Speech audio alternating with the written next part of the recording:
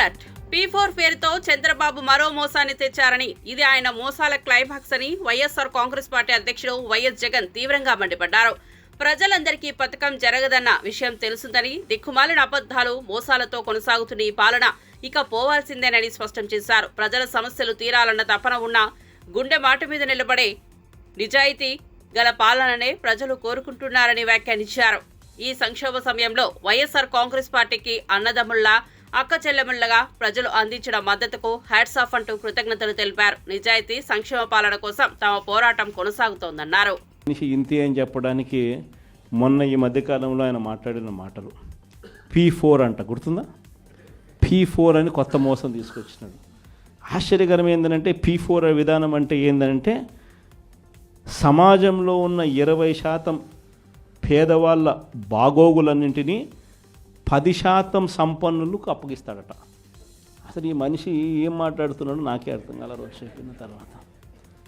అసలు రాష్ట్రంలో ఎన్ని వైట్ కార్డ్స్ ఉన్నాయో చంద్రబాబుకు తెలుసా అని అడుగుతా ఉన్నా. వైట్ కార్డ్ అంటే ఏంది? తెల్ల బియ్యం కార్డ్ అంటే ఏంది? బిలో పవర్టీ లైన్ అని, అంటే దారిద్ర్య రేఖకు దిగువన ఉన్న వాళ్ళు అనేదే కదా దాని అర్థము. రాష్ట్రంలో 1,61,00,000 ఇళ్ళుంటే అందులో 1,48,00,000 ఇళ్ళు వైట్ కార్డ్ హోల్డర్స్. అంటే ఎంత పర్సెంటేజ్? 1,61,00,000కు 1,48,00,000 అంటే దాదాపుగా 90%.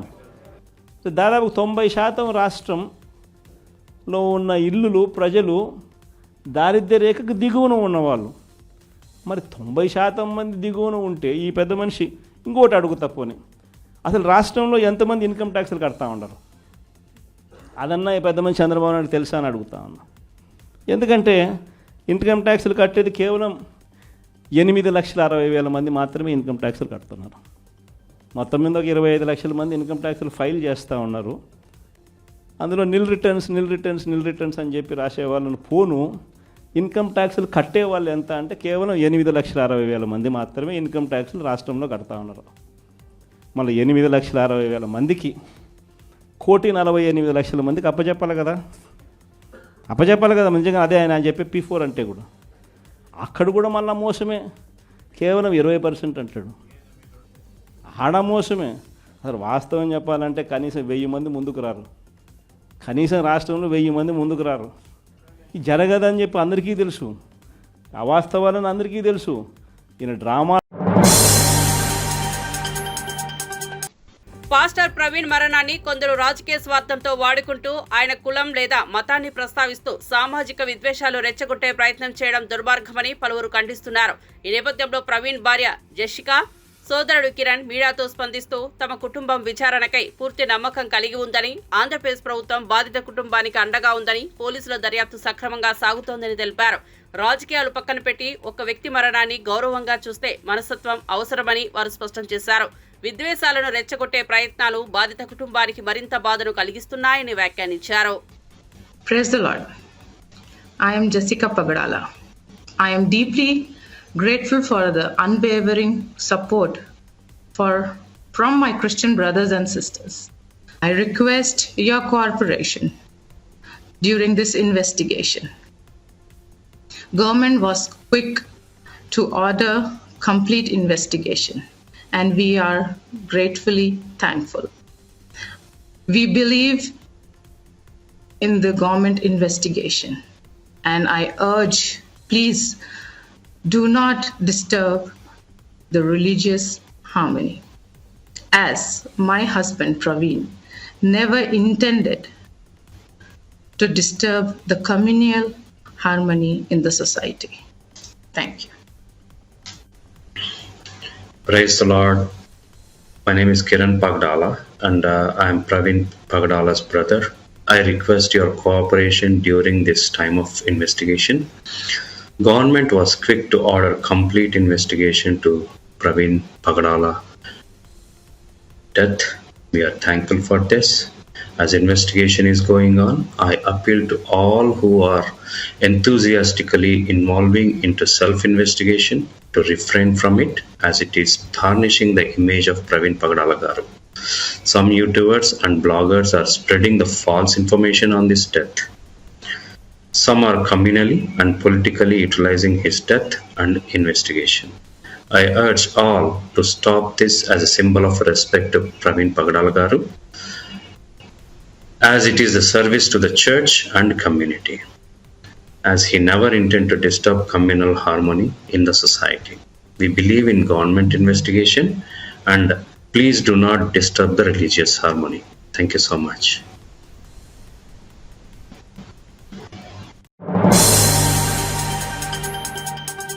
విద్యార్థులపై లాఠీ చార్జ్ జరుగుతుంటే మేధావులు ఎందుకు మౌనంగా ఉన్నారంటూ ఎమ్మెల్సీ దేశపతి శ్రీనివాస్ ఆగ్రహం వ్యక్తం చేశారు. బీఆర్ఎస్ హయాంలో నిరసనలకు మద్దతుగా నిలిచిన మేధావులు ఇప్పుడు ఎక్కడికి వెళ్లారంటూ ప్రశ్నించారు. ఉస్మానియా యూనివర్సిటీలో ఆంక్షలు విధించిన కోదండరాం మాట్లాడకపోవడం ఏమిటని నిలదీశారు.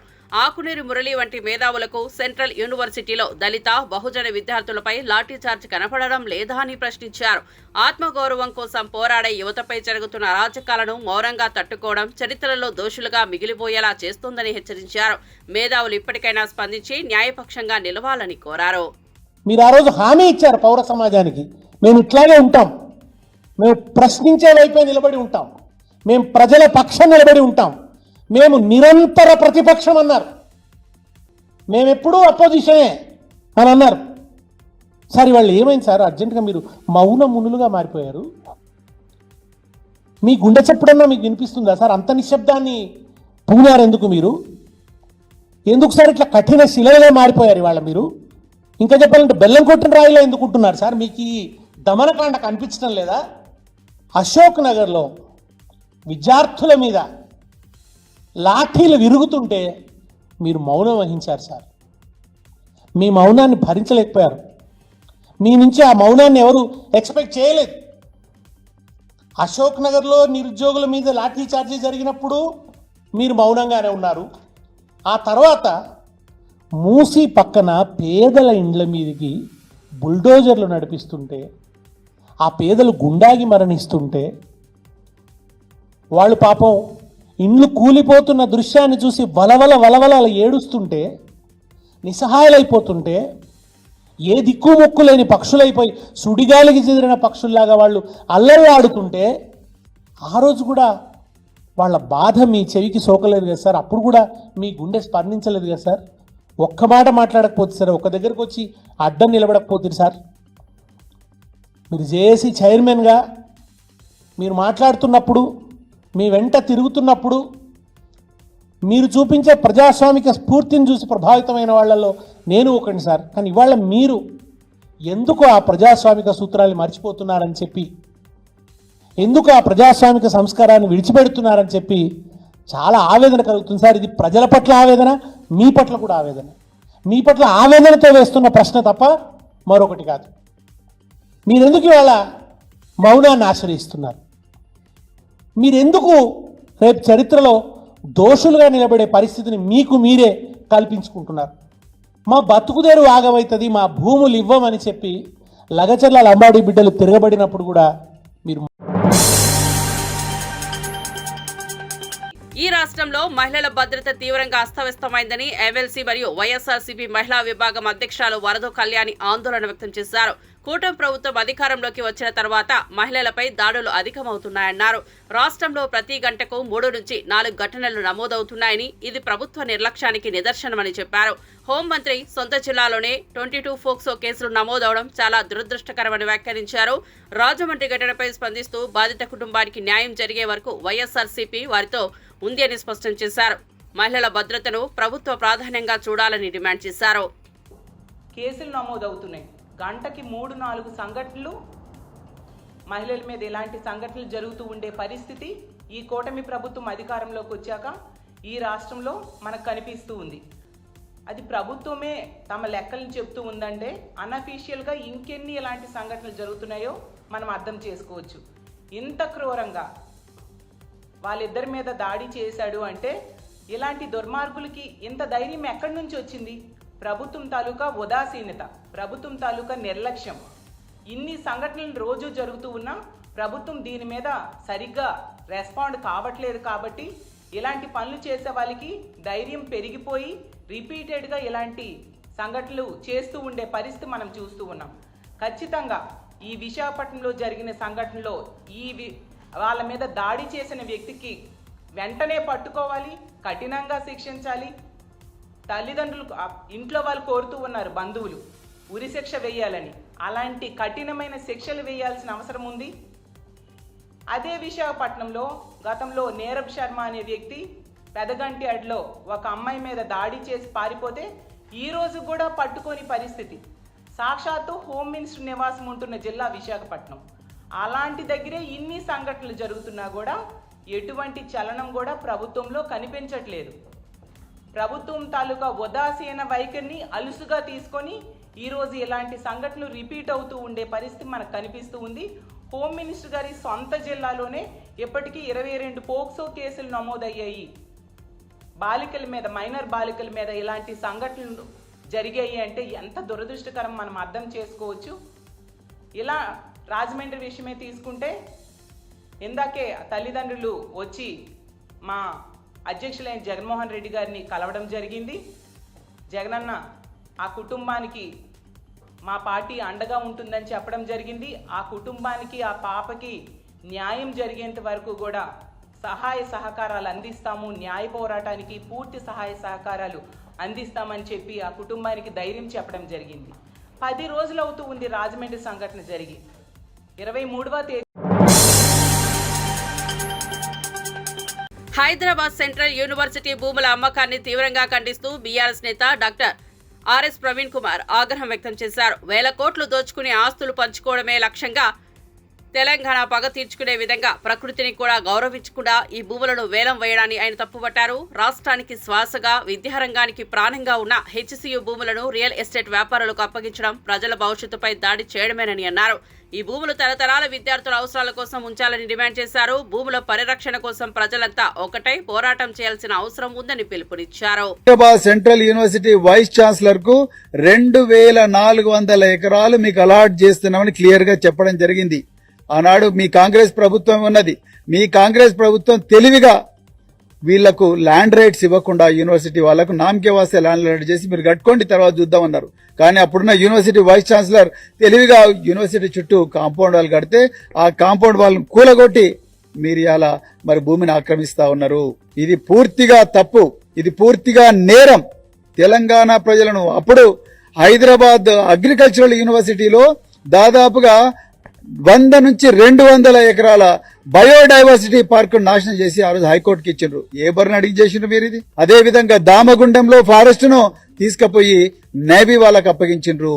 ఈ రోజు హైదరాబాద్ సెంట్రల్ యూనివర్సిటీ ఆ నెమళ్లు, ఆ వన్యప్రాణులు, జింకలు అవన్నీ హాహాకారాలు చేస్తుండగా విద్యార్థులందరూ ఆర్తనాదాలు చేసి మరి ప్రొటెస్ట్ చేస్తుండగా కూడా మీరు ఏమాత్రం పబ్లిక్ ఒపీనియన్ గౌరవించకుండా ఈ రోజు బుల్డోజర్లు పెట్టి ఈ ఫారెస్ట్ ను మొత్తం కూడా నాశనం చేస్తున్నారు. బీఆర్ఎస్ పార్టీ అంటే అటవీ ప్రాణాలను రక్షించే పార్టీ. బీఆర్ఎస్ పార్టీ అంటే మరి ఫారెస్ట్ కవర్ ను 23% ఉండే ఫారెస్ట్ కవర్ ను పెద్దలు కేసీఆర్ గారు హరితహారం పెట్టి 33% చేసిండ్రు. ఒక్కరోజు 1 ఇంచు భూమిని ఆక్రమించలేదు, అదే విధంగా ఒక చెట్టును కొట్టేయలేదు, ఒక జింకను చంపలేదు. కానీ మీరు ఏమాత్రం పట్టించుకోకుండా మీ ఆస్తులు పెంచుకోవడం కోసం, 1000 కోట్ల రూపాయలు మింగేయడం కోసం మీరు, మీ గురువైన చంద్రబాబు నాయుడు వీళ్ళు ఇద్దరు కూడా మీరు పగబట్టి తెలంగాణ మీద ప్రకృతిని ఏమాత్రం గౌరవించకుండా, వన్యప్రాణుల హక్కులను గౌరవించకుండా మీ ధనార్జనే ధ్యేయంగా మీరు ఈరోజు చేస్తున్నారు. తెలంగాణ ప్రజలు తప్పకుండా మేము శిక్షిస్తారు. ఈరోజు మేము ఫారెస్ట్ డిపార్ట్మెంట్ ను మేము ఏం కోరినామంటే చట్ట ప్రకారం ఇది నేరం, ఈ చట్ట ప్రకారం ఈ అందరిని కూడా శిక్షించాలని చెప్పేసి కోరుతూ ఈరోజు రిప్రజెంటేషన్ సబ్మిట్ చేసినాం. తప్పకుండా వీళ్ళందరూ కూడా యాక్షన్ తీసుకోవాలి. తీసుకోకపోతే మేము తప్పకుండా సెక్షన్ 156(3) కింద మేము కోర్టుకు పోయినా వీళ్ళ మీద కేసు పెట్టిస్తామని చెప్తూ మరొక్కసారి ఈ పోరాటం చేస్తున్న మరి తెలంగాణ, ముఖ్యంగా హైదరాబాద్ సెంట్రల్ యూనివర్సిటీ విద్యార్థులకు, వాళ్లకు సంఘీభావంగా ఉన్న అందరూ మరి మేధావులకు, అదేవిధంగా ఒకే పథకాన్ని మళ్లీ ప్రారంభిస్తూ చంద్రబాబు ప్రజలను మభ్యపెడుతున్నారని వైఎస్ఆర్సీపీ అధికార ప్రతినిధి ఆర్కే రోజా విమర్శించారు. చేయడానికి వేరే పని లేకపోవడంతో మళ్లీ అదే పెన్షన్ కార్యక్రమానికి వెళ్తున్నారని ఎద్దేవా చేశారు. జగన్ నొక్కిన బటన్లన్నీ మేము ఇస్తున్నామని చంద్రబాబు చెబుతున్నా అది పూర్తిగా అబద్ధమని పచ్చపత్రికలు అదే ప్రచారం చేస్తున్నాయని అన్నారు. వైఎస్ఆర్ కాంగ్రెస్ హయాంలో 66,34,000 మందికి పైగా పెన్షన్లు ఇచ్చినట్లు గుర్తు చేశారు. కానీ ఇప్పుడు అధికారంలోకి వచ్చిన కూటమి ప్రభుత్వం 3 లక్షల మంది పెన్షన్లను తొలగించిందని ఆరోపించారు. ఈ తీరు ప్రజల సంక్షేమానికి కాదు, కక్ష సాధింపుకే నిదర్శనమని ఆర్కే రోజా మండిపడ్డారు. చెల్లికి జరగాలి పెళ్లి మళ్ళీ మళ్ళీ అన్నట్టుగా ఒకే పథకాన్ని ప్రతి నెల కూడా ప్రారంభిస్తున్న చంద్రబాబు నాయుడిని చూస్తే జాలేస్తుంది. ఎందుకంటే ఏ రాష్ట్రంలో ఏ ముఖ్యమంత్రి అయినా ఒక పథకాన్ని ఒకసారే ప్రారంభిస్తారు. కానీ ఇక్కడ ఏంటో చంద్రబాబు నాయుడు చేయడానికి వేరే పని లేదు కాబట్టి, చేస్తున్నది ఒకటే పథకం కాబట్టి అది ప్రతి నెల మళ్ళీ మళ్ళీ అంటూ ఆ పెన్షన్ కార్యక్రమానికి వెళ్ళటం, ఏ విధంగా ఆయన మాట్లాడుతున్నారో మనం అందరం కూడా చూస్తున్నాం. నిజంగా జగన్ నొక్కిన బటన్లన్నీ మేమిచ్చే పెన్షన్లు అంతే, ఎంత నిస్సిగ్గుగా అబద్ధం చెప్పటం అనేది ఆయనకే చెల్లింది. ఆయనకి అండగా నిలిచిన ఆ పత్రికలు రాయటం అనేది వాళ్ళకే చెల్లింది. ఎంత దురదృష్టకరం అంటే చంద్రబాబు నాయుడు అధికారంలో ఉన్నప్పుడు 2014 to 19 39 లక్షల మందికి మాత్రమే పెన్షన్లు ఇచ్చేవారు. కానీ జగన్మోహన్ రెడ్డి గారు దాన్ని దాదాపుగా 3,000 వరకు పెంచుకుంటూ పోతూ 66,34,742 మందికి ఇచ్చారు. అంటే ఎన్ని లక్షల మందికి ఎక్స్ట్రాగా మనం ఇచ్చాం అంటే ఇంతమంది బెనిఫిషియర్స్ని తెలుగుదేశం పార్టీ ఎలా మోసం చేసింది 2014 నుంచి 19 వరకు అనేది రాష్ట్ర ప్రజలందరికీ తెలుసు. ఇప్పుడు మళ్ళీ అధికారంలోకి వచ్చిన తర్వాత దాదాపుగా 63,59,000 మందికి మాత్రమే పెన్షన్లు ఇస్తున్నారు. అంటే 3 లక్షల మంది పెన్షన్లని ఏ విధంగా తొలగించారు అనేది కూడా మనం ఇక్కడ గమనించాల్సిన విషయం. ఒక పెన్షన్ మాత్రమే ఇస్తున్నారు, సూపర్ 6 కానీ ఆయన ఇచ్చిన మేనిఫెస్టోలో ఉన్న వాటిని. అది జగన్మోహన్ రెడ్డి ఇచ్చే సంక్షేమాలన్నిటికీ కూడా సమానం అని చెప్పటం అనేది జనాల్ని ఏప్రిల్ ఫూల్ చేయటం కాదా అని అడుగుతున్నా. ఎందుకంటే జగన్మోహన్ రెడ్డి గారు ఈ రాష్ట్రంలో ప్రజలకి సంక్షేమం కోసం కేటాయించింది దాదాపుగా 2,72,000 కోట్ల రూపాయలని ఈరోజు డీబీటీ నాన్ డీబీటీ కింద ఇవ్వటం జరిగింది. పేమెంట్ బ్యాచ్ అనగానే గుర్తొచ్చేది కాంగ్రెస్ పార్టీ అని బీఆర్ఎస్ నేత డాక్టర్ ఎర్రోల శ్రీనివాస్ విమర్శించారు. ఢిల్లీ బాసుల జేబులు నింపడానికి తెలంగాణలో గల్లీ గల్లీగా ప్రభుత్వ భూములను అమ్ముకుంటూ పోతున్నది కాంగ్రెస్ పేమెంట్ బ్యాచ్నే అని తీవ్రంగా మండిపడ్డారు. తెలంగాణ ప్రజల ఆస్తులను భవిష్యత్తును అమ్మడానికి పెట్టిన ఈ కాంగ్రెస్ ప్రభుత్వం ఇప్పటికైనా ప్రజలకు వివరణ ఇవ్వాలని డిమాండ్ చేశారు. అధికారంలోకి వచ్చిన హామీలు మర్చి కమిషన్ల కోసం ప్రాజెక్టులు, భూములు అమ్మే విధానాన్ని ప్రభుత్వంపై అవిశ్వాసం పెంచుతోందని అన్నారు. ప్రజలు వీరి మోసాలను త్వరలోనే తిప్పికొడతారని ఆయన హెచ్చరించారు. స్లోగన్ చేయొద్దు, యూనివర్సిటీలో నినాదాలు చేయొద్దు, యూనివర్సిటీల్లో ఎలాంటి ఉద్యమాలు చేయొద్దని ఒక సర్క్యులర్ తీస్తే వెంటనే నా చదువు అయిపోయింది అయినా ఒక పూర్వ విద్యార్థిగా విద్యార్థుల హక్కులను కాలరాస్తున్నారు మీరు, విద్యార్థుల ప్రశ్నించేటువంటి గొంతులను నొక్కేస్తా ఉన్నారు అనేసి నేను కూడా అక్కడికి వెళ్ళి విద్యార్థులు చేస్తున్నటువంటి పోరాటానికి నేను మద్దతు తెలిపొచ్చిన. నిన్న బట్టి విక్రమార్క గారు, శ్రీధర్ బాబు గారు మాట్లాడితే పాత విద్యార్థులు కదా, ఇలా మంత్రులుగా ఉన్నారు కదా, ప్రభుత్వాన్ని నడిపిస్తున్నారు కదా, విద్యార్థులు చేస్తున్నటువంటి పోరాటానికి కొంచెమైనా మద్దతు తెలిపి వారికి సహకరిస్తారేమో అని ఆశపడ్డా నేను. కానీ ఏం మాట్లాడిండ్రు? తగదునమ్మా అని, వాళ్ళ భాషలో చెప్పాలంటే తగదునమ్మా అని విద్యార్థులు వచ్చిరట. విద్యార్థుల ఉద్దేశం లేదు. వాళ్ళు ఇప్పుడు నేను ఎట్లాగైతే చదువుకొని వచ్చినో వాళ్ళు కూడా చదువుకొని ప్రయోజకులై వెళ్ళిపోతారు. వాళ్ళ ప్రయోజనం లేదు, భావితరాల ప్రయోజనాల కోసమే యూనివర్సిటీ విద్యార్థులు అలుపెరగని పోరాటం చేస్తుండ్రు. మీకు ఉండాల్సినటువంటి సోయి ఇలా విద్యార్థులకు ఉంది. ఆ సోయి మీకు లేనందుకు మంత్రులుగా, ప్రభుత్వంగా సిగ్గుపడండి. ఇలా మా భూమి అని గుంజుకుంటా అని అంటున్నారు కదా, విద్యార్థులు యూనివర్సిటీకి కేటాయించినటువంటి భూమిని గుంజుకోవద్దు అని విద్యార్థులు వాళ్ళ ప్రాణాలు ప్రాణంగా పెట్టి కదా కొట్లాడుతున్నారు.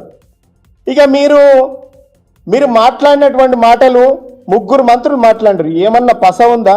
బీఆర్ఎస్ను, కేసీఆర్ ప్రభుత్వాన్ని పార్టీని తిట్టడం తప్ప ఈ పార్టీ ఏజెండా, ఈ ప్రభుత్వానికి ఏజెండా లేనే లేదు. కేసీఆర్ని తిట్టాలి, దేవుళ్ళ మీద ఒట్లు పెట్టాలి, మీ పబ్బం 16 నెలల నుంచి గడుపుతా ఉన్నారు. ఇంకెన్ని రోజులు మీ డ్రామాలు నడుస్తాయి?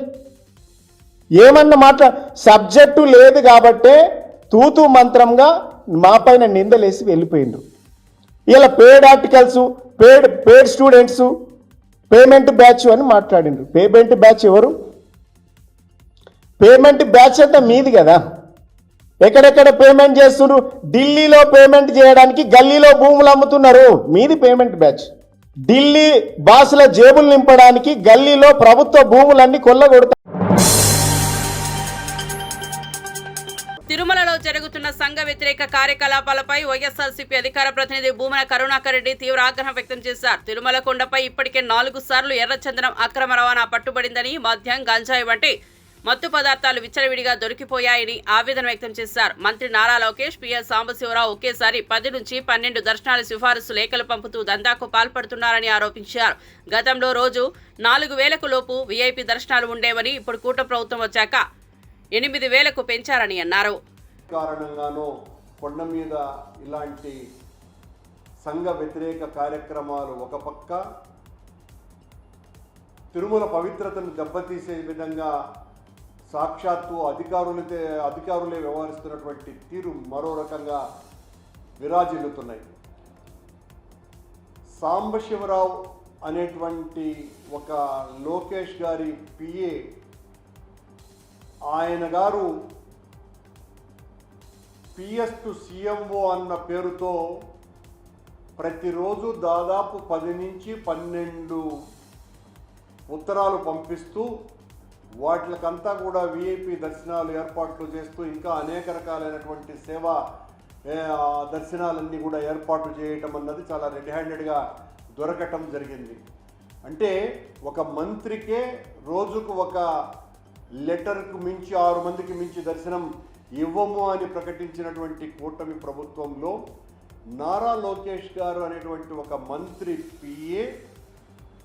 పిఎస్ టు సిఎంఓ అన్న పేరుతో రోజుకు 10 నుంచి 12 లెటర్లు దర్శనానికి పంపిస్తున్నారంటే, మా కాలంలో ఏమో విపరీతమైనటువంటి విఐపి దర్శనాలు చేసినారు అని చంద్రబాబు నాయుడు గారు, పవన్ కళ్యాణ్ గారు మాట్లాడినారు. ఈ రోజున మా కాలంలో 4,000 నుంచి 5,000 దర్శనాలకు లోపే మేము దర్శనాలు విఐపీలకు ఏర్పాటు చేస్తే, ఈ రోజున 6,000 నుంచి 7,500 మందికి పైగా అనునిత్యము కూడా వీళ్ళు విఐపి దర్శనాలని ఏర్పాటు చేస్తున్నారు. అందులో కూడా వీళ్లకు కావలసినటువంటి, వీళ్లకు సేవ చేసినటువంటి వాళ్ళకే ఈ విఐపి సిఫార్సు దర్శనాలను చేస్తున్నారు. అంటే ఎంత అరాచకంగా వ్యవహరిస్తున్నారు ఒక దర్శనాల విషయంలోనే అని చాలా స్పష్టంగా దీన్ని బట్టి చూస్తే అర్థమవుతుంది. దానికి తోడు చంద్రబాబు నాయుడు గారు ఈ రోజున తిరుమల ప్రక్షాళనకు సంబంధించి టీటీడీ చైర్మన్ గారిని, ఎగ్జిక్యూటివ్ ఆఫీసర్ గారిని, అలాగే అడిషనల్ ఈఓ గారిని, వీళ్ళ ముగ్గురితో కూడా ఓ సమీక్షా సమావేశం నిర్వహిస్తున్నారు. ఏం ప్రక్షాళన గురించి? ప్రజల కోసం నిజాయితీగా పనిచేస్తున్న తమపై తప్పుదోవ పట్టించే ప్రచారం జరుగుతోందని వైఎస్ఆర్సీపీ నేత తోపుదుర్తి చంద్రశేఖర్ రెడ్డి ఆవేదన వ్యక్తం చేశారు. మమ్మల్ని దుర్మార్గులుగా చిత్రీకరిస్తున్నారు, కానీ ప్రజల ఆస్తులను నిజంగా కొల్లగొడుతోంది సునీతమ్మ కుటుంబమే అంటూ తీవ్ర విమర్శలు చేశారు. పాలనలో చేసిన తప్పుల వల్లే, దుర్మార్గాల వల్ల మీ కుటుంబం అన్యాయం ఎదుర్కొంటోంది, అందుకు బాధ్యత పూర్తిగా మీదేనని అన్నారు. తాము ప్రజల పక్షాన నిలిచి పోరాటం చేస్తే దాన్ని తప్పుగా చిత్రీకరించడం సరికాదన్నారు. నిజమైన ప్రజాస్వామ్యాన్ని కాపాడేందుకు వైఎస్ఆర్సీపీ వెనక్కు తగ్గదని స్పష్టం చేశారు. ప్రకాష్ రెడ్డికి 35 కోట్లు రావాలి బిల్లులు రాకుండా అడ్డుపడుతూ అమ్మాయికి పేద ప్రజలు ఇల్లు కట్టుకోకుండా మా మీద అబాండాలు వేసే దానికోసం కుట్రలు చేస్తూ ఉంది. ప్రకాష్ రెడ్డి కడతానంటా ఉన్నాడు. ప్రకాష్ రెడ్డి కట్టకపోయినా వేరే కంపెనీలు ముందుకు వస్తున్నాయి, మేము కడతామని. నువ్వు విజిలెన్స్ ఎంక్వైరీ చేసినావు, ఆలమూరులో ప్రకాష్ రెడ్డికి 6 కోట్లు బాకీ పడుతుంది ప్రభుత్వం అని తేల్చింది. నువ్వు మళ్ళా విజిలెన్స్ ఎంక్వైరీ చేసినావు, ఈరోజు కూడా అదే తేలుతూ ఉంది. ప్రజల కోసం పనిచేసినందుకు ఇన్ని అబాండాలు, ఇన్ని నిందలు వేస్తావా? దుర్మార్గాలు చేసేది మీరు, మమ్మల్ని దోపిడీ దొంగలుగా చిత్రీకరించే ప్రయత్నం చేస్తారా? ఈరోజు ప్రజల ఆస్తులను కొల్లగొడతా ఉండేది ఎవరు? ప్రజల ఆస్తుల్ని, అమాయకుల ఆస్తులను కొల్లగొడతా ఉండేది ఎవరు? జేసీబీలు పోతా ఉంటే కూడా బాబు జేసీబీలు రాత్రిపూట జేసీబీలు పోతా ఉంటే ఈ రూరల్ మండలంలో ప్రజలు నిద్రపోవడం లేదు. పరిటాలు సునీత మనసులో, సునీత తమ్ముల్లో, కొడుకులో సునీతమ్మ పంపించింది. ఇండ్లు పడగొడతారని రాత్రిపూట నిద్రపోవడంలే. జేసీబీ శబ్దం వస్తే నిద్ర రావడంలే జనాలకి. నువ్వు ఒక ప్రజాప్రతినిధిగా, ఒక ఎమ్మెల్యేగా ప్రజలకు భద్రత కల్పించి వాళ్ళకు భరోసా కల్పించాల్సింది పోయి దుర్మార్గాలకు పాల్పడతా ఉంటే ఏమి ఎరగనట్టు మాట్లాడుతూ ఉన్నావు. నువ్వు ఈ జరగబోయే 4 ఏళ్ళు కూడా ఈ ప్రాంత ప్రజలకి భద్రత కల్పించాలా, భరోసా కల్పించాలా. ఒక ఎమ్మెల్యే అంటే ఇట్లుండాలని నిరూపించాలి తప్ప హత్యలు చేయమని ప్రోత్సహిస్తావా? ఇదేనా సంస్కారం? మీకు 4 పేపర్లు, 4 ఛానళ్ళు ఉన్నాయి. మీ బుద్ధి పుట్టింది, మీరు ఏం చెప్తే అది రాసేకి. కాబట్టి గతంలో ఓబుల్రెడ్డి కంటే ఎక్కువ చేసినారు మీరు. ఓబుల్రెడ్డి కంటే ఎన్నో 100 రెట్లుగా హత్యలు చేశారు, అఘాయిత్యాలు చేశారు. మీ పేపర్లు ఉండడం వల్ల కప్పిపెట్టుకున్నారు. మీకెవరు వ్యతిరేకం ఉండంటే వాళ్ళు దుర్మార్గులు. మీరు ఎవరికి వ్యతిరేకం, మీకు ఎవరు వ్యతిరేకంగా ఉంటే వాళ్ళు దుర్మార్గులు. నీ కుమారులు రాజకీయంగా ఎదగాలనుంటే ఇట్లాంటివన్నీ చేస్తే ఎవరో ఇట్లా బాధితులందరూ ఏకమై మీ కుటుంబంలో నీ చేతలారా ఈ కుటుంబాన్ని నాశనం చేసుకునే దాని అవుతావు తప్ప ఎవరు బాధ్యులుగా. కూటమి ప్రభుత్వానికి నిజంగా ప్రజల మద్దతు ఉందన్న ఉబలాటం ఉంటే స్థానిక సంస్థల ఎన్నికలు వెంటనే పెట్టాలని అనంతపురం జిల్లా వైఎస్ఆర్సీపీ అధ్యక్షుడు అనంత వెంకట్రామరెడ్డి సవాల్ విసిరారు. ఎంపీటీసీలను దొడ్డిదారిలో తీసుకెళ్లడం దారుణమని, ఇది ప్రజాస్వామ్యానికి తగిన చర్య కాదన్నారు. పోలీసులు విధి నిర్వహణలో చేతులెత్తేయడం చాలా ఆందోళనకరమని పేర్కొన్నారు. పోలీస్ స్టేషన్లో తరలించండి అంటే అదే పని చేస్తారా అంటూ ప్రశ్నించారు. ప్రజా ఎన్నికల ద్వారానే ఎవరి బలం ఏంటో తేలుతుందని, అనైతిక చర్యలకు పాల్పడే కూటమి ప్రభుత్వానికి ప్రజలు త్వరలో బుద్ధి చెబుతారని అన్నారు. స్థానిక స్థాయిలో ప్రజల అభిప్రాయం తెలుసుకునే నైతిక ధైర్యం కూటమి ప్రభుత్వానికి ఉందా అని నిలదీశారు. మీకు గన అలో చేసేట్లుంటే రద్దు చేయండి. స్థానిక సంస్థలన్నీ కూడా ఎన్నికలకు పోదాం, రెడీ. మీకు ఉంటే చట్ట పరిధిలో నిజంగా కూడా మీకు అవకాశం ఉంటే, అంతేగాని దొడ్డిదారుల్లో మీకెందుకు? నిన్నెందుకు పరిటాల సునీత గారే చెప్పారు స్వయంగా, మాకు మెజార్టీ లేదు, వీళ్ళు బలవంతం చేస్తున్నారు, అందరినీ తీసుకొని పోవాలంటున్నారు ఎంపీటీసీలు అంటే, మాకు మెజార్టీ లేదు అని స్పష్టంగా చెప్పడం జరిగింది ఆమె. మాకు మెజార్టీ లేరు, మేము అభ్యర్థి నిలబెడదామంటే మహిళ లేదు మా దిక్కు, తెలుగుదేశం పార్టీ సింబల్ పైన గెలిచారు, మేమేం చేస్తాం దానిపైన ఆలోచన చేసి అని చెప్పిన వాళ్ళు ఏం జరిగింది? అట్లే కదిరి దగ్గర, కదిరి నియోజకవర్గంలో గాన్లపెంట మీకు రామగిరి కావచ్చు, గాన్లపెంట ఏమిది? దానికి మనుషుల్ని చంపుకోవడం మళ్ళా పూర్వం మళ్ళా 15-20 ఏళ్ళ కిందటిది. అప్పుడు తెలుగుదేశం పార్టీలో ఎటువంటి దాన్ని ఆ స్థితికి తేవాలే జిల్లాలో అంతా. ఇప్పటికే పల్నాడు ఏరియా అదే పని చేస్తున్నారు రాష్ట్రంలో. ఈ జిల్లాలో కూడా, ఉమ్మడి జిల్లాలో కూడా అదే పని. దానితోడు పోలీసు వాళ్ళు కొత్తగా ఇప్పుడు అదనంగా అసలు చేతులు ఎత్తేసినారు. ఈ పొద్దు నేను ఎస్పీ గారిని కూడా అడిగినాను, ఇద్దరు ఎస్పీలను కూడా, రేపు పొద్దున ఎమ్మెల్యేలో లేకపోతే అధికార పార్టీ వాళ్ళు మీరు పోలీస్ స్టేషన్లు తీసేసుకోండి అంటే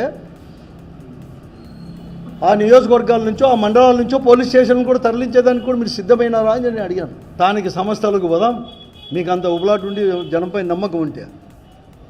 మా పార్టీ సింబల్ పైన, వైఎస్ఆర్ సింబల్ పైన గెలిచిన వాళ్ళని మీరు బలవంతంగా తీసుకొని పోయి ఈ అరాచకానికి కారణం ఎవరు అని నేను అడుగుతున్నాను. చంద్రబాబు నాయుడు గారే మా ఆన్సర్ చెప్పాలి. ఇప్పుడు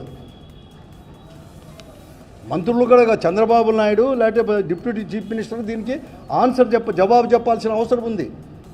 ఈ జిల్లాలో జరుగుతున్న అరాచకాలకి ఇవన్నీ కూడా, ఈ జిల్లాలో ఫెయిల్యూర్, నీళ్లు ఇన్ని వచ్చినా కూడా ఇక్కడ కానీ ఇవ్వలేని పరిస్థితికి కూడా ఈరోజు ఇంకా కూడా సంక్షేమ కార్యక్రమం మీరు చెప్పినట్టు ఎందుకు చేయలేదనేది కూడా, ఇది ప్రజావేదికలపైన కావాలని చర్చించండి. మేము రెడీ. మీ బెదిరింపులకు, మీ అరాచకాలకు ఇవేం కొత్తవేం కాదు. ఈ జిల్లాలో మేము చూస్తానేది మీరు అధికారంలో ఎప్పుడు ఉన్నా కూడా ఇవన్నీ కూడా చూస్తూనే ఉన్నాం. 35-40 సంవత్సరాలు